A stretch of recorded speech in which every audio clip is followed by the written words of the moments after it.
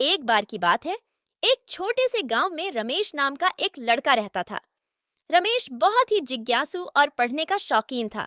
एक दिन रमेश पुरानी किताबों की दुकान पर गया, जहां उसे एक बहुत ही पुरानी और धूल भरी किताब मिली। किताब का नाम था जादुई किताब। वह उस किताब को घर ले आया। रमेश ने जैसे ही उस किताब को खोला, उसकी आंखें चमक उठीं। किताब के पहले पन्ने पर लिखा था, जो भी इस किताब को पढ़ेगा उसकी हर इच्छा पूरी होगी। रमेश ने सोचा, यह कोई मजाक हो सकता है, लेकिन फिर भी उसने किताब को पढ़ना शुरू किया। दूसरे पन्ने पर लिखा था, तुम्हें जो भी चाहिए बस इस किताब में लिख दो और तुम्हारी इच्छा पूरी हो जाएगी। रमेश ने सोचा कि यह एक अच्छा मौका है। उसने किताब में लिखा, मुझे एक नई साइकिल चाहिए। जैसे ही उसने यह लिखा, कमरे में एक तेज रोशनी चमकी और सामने एक नई साइकिल आ गई।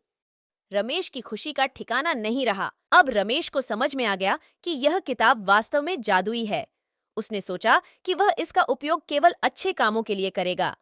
उसने गांव के सभी गरीब लोगों के लिए भोजन, कपड़े और घर मांगे। गांव के लोग रमेश की दरियादिली देखकर बहुत खुश हुए और उसे बहुत आशीर्वाद दिया। लेकिन एक दिन गांव में एक लालची आदमी आया। उसने रमेश की जादुई किताब के बारे में सुना और उसे चुराने की योजना बनाई। वह रात के समय रमेश के घर में घुसा और किताब चुरा ली।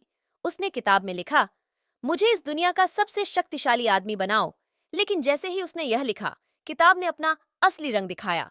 किताब ने लालची आदमी को एक छोटा चूहा बना दिया और उसे हमेशा के लिए गायब कर दिया। रमेश ने अपनी किताब वापस पाई और उसने सोचा कि यह शक्ति बहुत बड़ी जिम्मेदारी है। उसने किताब को एक सुरक्षित जगह पर रखा और कभी भी अपनी इच्छाओं के लिए इसका दुरुपयोग नहीं किया। गांव के लोग रमेश की समझदारी और दरियादिली की प्रशंसा करते रहे और रमेश ने अपनी जादुई किताब का उपयोग केवल जरूरतमंदों की मदद के लिए किया।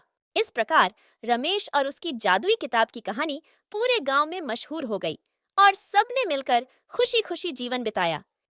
शिक्षा, जादू या विशेष शक्तियां केवल तभी सार्थक होती हैं जब उनका उपयोग अच्छे कार्यों के लिए किया जाए। लालच और स्वार्थ हमेशा नुकसान ही पहुंचाते हैं।